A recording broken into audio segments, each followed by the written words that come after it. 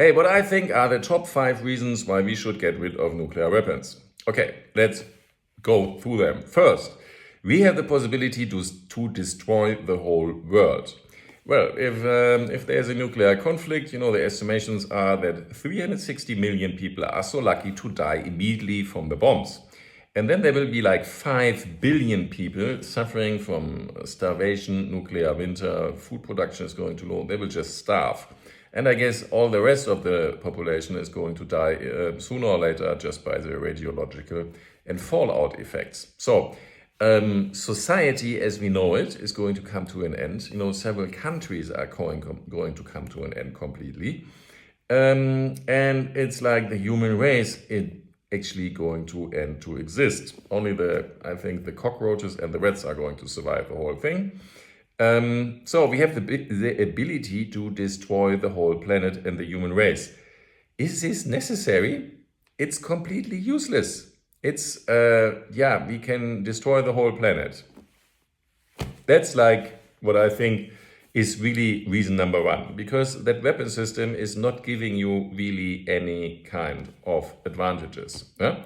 So number 2 is in the 1950s, we had the problem that first of all, we, at that time, like destroying a whole city was used. Nagasaki, Hiroshima, and other raids on Japan, which at that time hasn't been bombed really so far at the end of the Second World War. And there were like bombing raids and like thousands of people died. There were lots and lots of raids also on German targets. And there were 3 times 1,000 plane raids where they delivered massive amounts of ordnance. But because these were just a lot of bombs, not so many people died compared to Hiroshima and Nagasaki, but still, trying to destroy a whole city with all its civilian population, and of course, they were saying, we are going for military targets, but the civilians suffered really drastically. So, like cities in Germany which were completely flattened, you should see, pictures of German cities at the end of the Second World War. They are not that terrible like in Nagasaki or Hiroshima, but they were like just ruins. So that was en vogue in the 40s and 50s, and that was in the what they used. But we haven't seen this really in conflicts since. Now in the when they are fighting over certain areas in Ukraine, of course, there's also like cities going to be completely destroyed. But this is like they are fighting, the fighting is taking place in that area. So that was like different to bombing strikes on Japan or on Germany. Yeah, so, and why do I say this? Because, in the 50s, 40s and 50s, it was so imprecise to deliver a bomb. So you wanted to send a bomb with an intercontinental rocket. That thing had it was arriving in a certain kilometer radius. So you must really imagine that's like you're trying to hit something, but that thing would be like striking maybe a mile in imperial units, so 2 kilometers away. That was normal. So it was really imprecise. You couldn't really deliver something with precision. Just look up Nagasaki bombing in Wikipedia, and actually they missed their mark, they missed their target by about, I think, 2 kilometers or so. So it was like a bomber going somewhere, and then there were clouds and things, so they just missed it by much.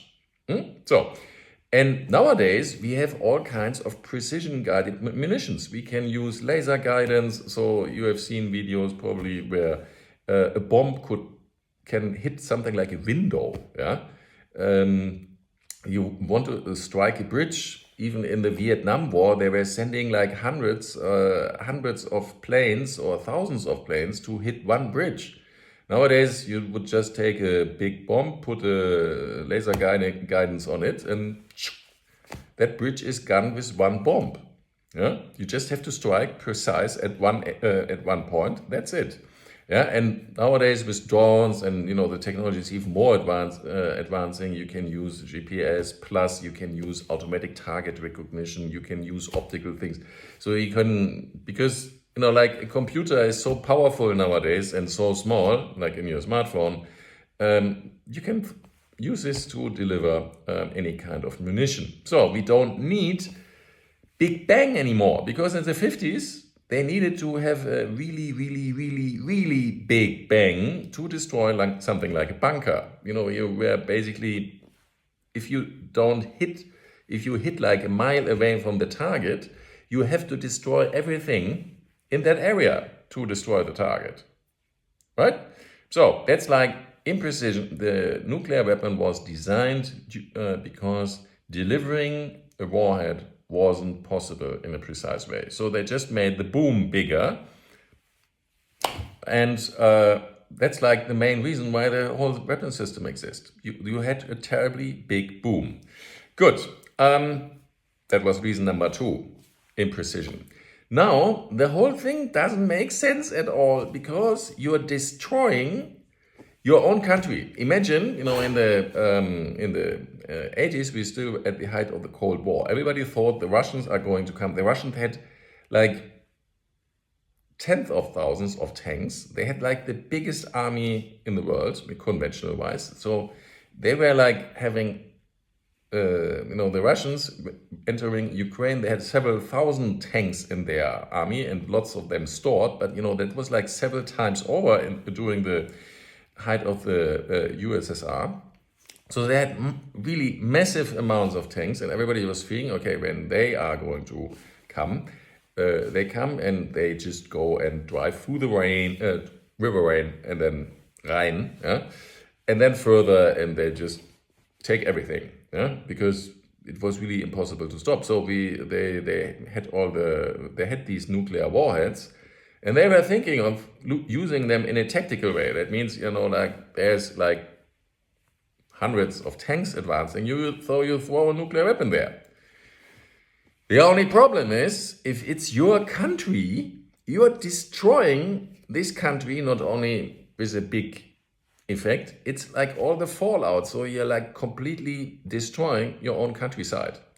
Yeah, so it's a different thing if you play global war and you think, oh, I'm going to send these intercontinental rockets somewhere, and it's just going to hit there, yeah, and I'm not going to be affected, because your own weapon is going to blow up something completely different. But these guys had the weapons, so that's why they were never used. But imagine you want to use it like on an artillery shell. They had artillery shells which were nuclear. Yeah, there was stuff you could deliver. You could strap a nuclear weapon to an aircraft which was like just short range, and you could send this aircraft there, and you're basically throwing nuclear weapons in your front yard. And you're just totally destroying this area. You're making it a complete mess and fallout and unlivable for decades. Why should you do that? Now we know that the Russians tried to invaded Ukraine. The best thing of what the Ukrainians did was like, let them come in. Their logistics are crap. They are so corrupt that nothing works. So they had to go back. And then they were fighting and fighting and fighting. And that would have been like a good strategy also in the height of the Cold War to say, we are not going to why should we throw nuclear weapons on our own countryside? Let them come in, have, try to conquer us, and then we are going to, their logistics are crap. They come in, and then they can't sustain, then they have to go back, and we have to go to guerrilla kind of warfare. Okay? So, it doesn't make sense to use nuclear weapons really near to yourself. That's why, for example, in Germany, we have the Tornado, which is able to deliver nuclear weapons. The nuclear weapons are supplied by the United States.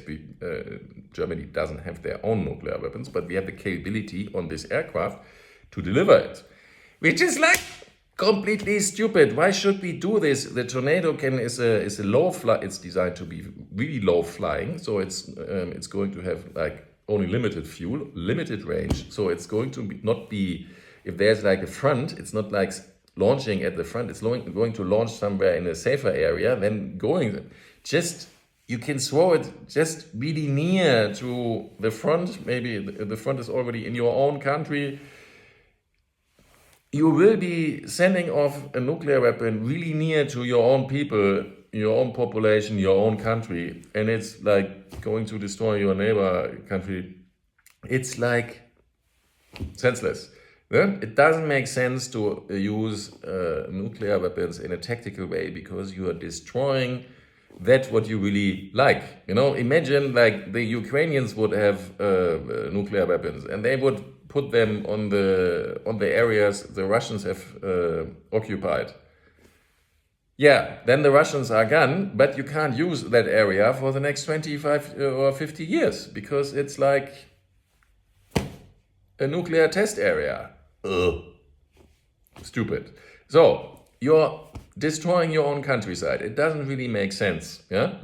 So and then we have a big thing. Yeah, everybody who uses who has got nuclear weapons more or less has something like a no first use policy. So at least for the USA, the Russians and the Chinese, they have all these kinds of no first use policy. So all the other ones, in a sense, sort of as well. Yeah, but if you don't want to use the weapons first, who's actually going to use them?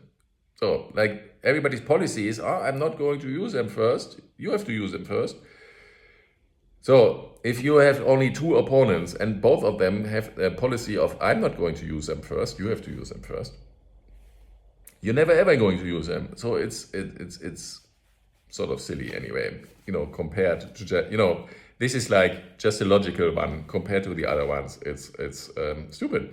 So, and then we have number 5.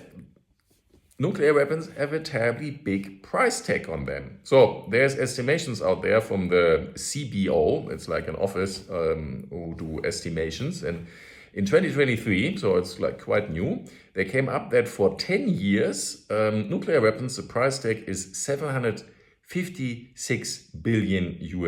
And that's in 2023 estimations. So that's already going up, because every time they do this, it's like going up by $100 million, seems to be. So, but there is not included the DoD overheads, proliferation protection to reduce the threat from other nations, like missile protections, cleanup, dismantling. So there's like all kinds of costs which are not in there. And because you have a nuclear weapon system and you want to defend yourself from the other guys' nuclear weapon systems, you are building and investing an enormous amount of money into like missile defenses and this kind of stuff, yeah, and so on. So there's like, because you have this, you are investing lots of money as well.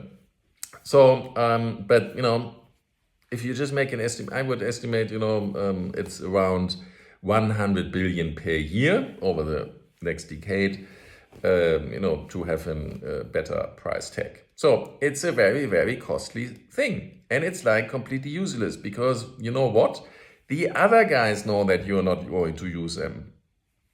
Wherever, the people are not afraid of the United States, really, because everybody knows they're not going to use them first on anything. So you have this weapon system for what? Yeah?